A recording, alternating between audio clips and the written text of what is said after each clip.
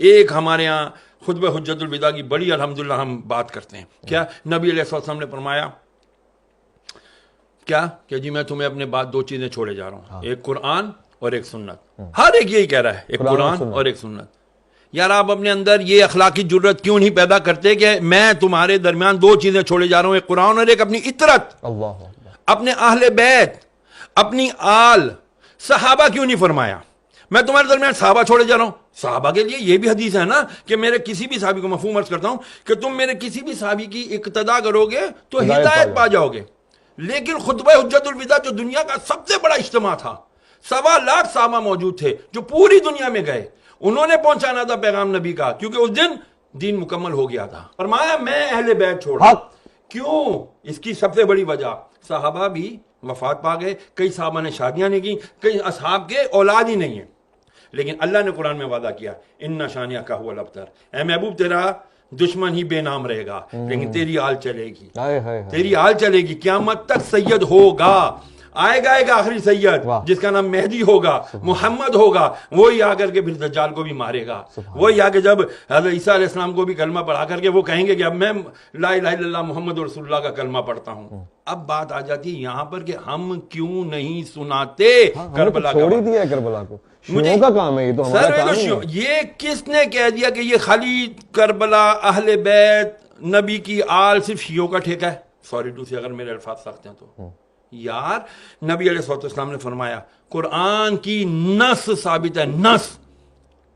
نص اس کو کہتے ہیں جس پہ قرآن سے دلیل آئی ہو. تو قرآن کی آیت مباہلہ نہیں ہے, آیت تطہیر نہیں ہے. میں تم سے کچھ نہیں مانگتا, نبی فرما رہے اللہ کی, میں کوئی کچھ نہیں سوال کرتا تم سے, الا المودۃ القربا, میرے اقربا کی, میرے اہل بیت کی, ان کی مودت رکھو. اور مودت محبت سے بہت عالی مقام ہوتا ہے. اس کے اندر اگر ہم جائیں گے نا, لیکن جب تک وہ کرائیٹیریا نہیں بنے گا اس وقت تک بچیں گے نہیں. کون سا ٹولہ شروع ہو گیا جی, ذرا سا ذکر اہل بیت کیا, ذکر علی کیا, انہوں نے کہا جی تفضیلی ہے تو رافضی ہے. اب اس کا کیا کریں, یہ بھی تو مسئلہ ہے. میں نے آپ سے عرض کیا نا, ہمیں دوبارہ ریویو کرنا پڑے گا.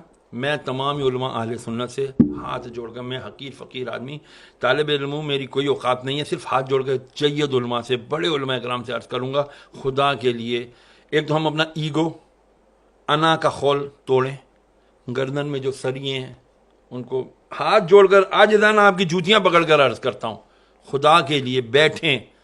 ہماری آج آنے والی نوجوان نسل کو نہیں پتا کہ بھائی مولا علی کون ہے, مولا حسین کون ہے, حضرت امام حسن کون ہے, نہیں پتا. رسول کی اہل بیت کون ہیں, ان کو نہیں پتا. اگر ان کو پتا کرنا ہوتا ہے تو وہ اٹھاتے ہیں اور کس کے بیانات سنتے ہیں, وہ اہل تشیع علماء کرام کے بیانات سنتے ہیں. بہت بڑے بڑے نام ہیں, میں شہنشاہ نقوی صاحب کو بہت اچھے سے جانتا ہوں, میں مسعودی صاحب کو بہت اچھے سے جانتا ہوں, میں باقر صاحب کو جانتا ہوں, بہت بڑے بڑے علماء ان کے ہیں. لیکن کیا عوام علماء اہل سنت اپنی اس جو بھی کمی ہے اس کو ختم نہیں کر سکتے؟ میری التجا ہے, خدا کے لیے تفضیلیت کا لیبل ہر ایک کے اوپر نہ لگائیں. صحابہ کرام علیہ رضوان ان کے اپنے مقام ہیں, اہل بیت کا الگ مقام ہے. کیوں مقابلہ کرتے ہیں آپ لوگ؟ خدا کے لیے نہ مقابلہ کریں, یہ مقابلے بازی کا کام ہے ہی نہیں. اللہ اکبر. یار جب ویسے آپ اس بات کو قبول کرتے ہیں, سچا سوال ہے, حضور نے ہم میں اہل بیت کو چھوڑا تھا نا, انی تارکو فیکم ثقلین کتاب اللہ و اطرتی, اور ہم نے بھی اہل بیت کو چھوڑ ہی دیا. دیکھیں کرائیٹیریا دے دیا, ایک اصول دے دیا, قرآن کو پکڑے رہو گے ہدایت پر رہو گے, قرآن کے ساتھ دوسری چیز کیا چھوڑی, اہل بیت پکڑو گے تو ہدایت پر رہو گے. خالی اہل بیت پکڑا, قرآن چھوڑ دیا گمراہ, قرآن پکڑا اہل بیت چھوڑ دیا گمراہ, دونوں. کیونکہ اہل بیت کون ہے یار؟ کربلا اگر نہ برپا ہوتا, میں بہت بڑی بات عرض کرنے لگا ہوں, اگر کربلا کا واقعہ نہ ہوتا تو خدا کی قسم حق اور باطل کا پتہ ہی نہیں چلنا تھا. اللہ اکبر. پھر تو وہی ہوتا جس کی لاٹھی اس کی بھینس. یزید آ جاتے ہر دور کے اور کہتے ہیں جی ہم اتھارٹی ہے, ہمارے پاس طاقت ہے, ہماری بات مانو, ہم جو کہہ رہے ہیں وہی حدیث ہے, ہم جو کہہ رہے ہیں وہی شریعت ہے. امام حسین نے کیا تھا یار, بڑے مزے سے مدینے میں رہ رہے تھے, بڑے آرام سے جو ہے نا زندگی گزار سکتے تھے, وظیفے مقرر ہو جاتے, کسی جگہ کی گورنر ہی مل جاتی. ہاں جی, گادی نشین بن جاتے لوگ یہاں پر. کتنی بڑی گدی آپ کے پاس ہے. ہاں آج اللہ اکبر. تو پھر ذرا بتائیے جو آل رسول ہوتے اس سے بڑی گدی کسی کی ہونی تھی؟ نہیں ہونی تھی نا، لیکن نہیں ہے۔ کہتے ہیں نا جن کو دھوکے سے کوفے بلایا گیا، جنہیں بیٹھے بٹھائے ستایا گیا، جن کی گردن پہ خنجر چلایا گیا، اس حسین ابن حیدر پہ لاکھوں سلام۔ آج اس حسین نے اگر قربانی نہ دی ہوتی 61 ہجری میں، خدا کی قسم اسلام کا نام لیوا کوئی نہ ہونا تھا، پھر یزید اور صرف یزید ہوتا۔ میں کسی چینل پر گیا تھا، معذرت کے ساتھ ایک عرض کر دوں، میرا میڈیا کہتے ہیں آزاد ہے، کوئی آزاد نہیں ہے۔ مجھے کہا گیا یزید کا نام نہیں لینا، دشمن نے اہل بیت کہہ دینا یا دشمن حسین کہہ دینا۔ میں کیوں نہیں نام لوں یزید کا؟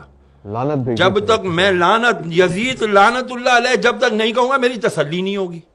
تو میں کیوں کروں ایسا کام، میں کیوں کروں ایسا پروگرام کہ جہاں پر میں حق اور باطل کو بیان ہی نہ کر سکوں؟ تو پھر آپ پروگرام کیوں کر رہے ہو بھائی؟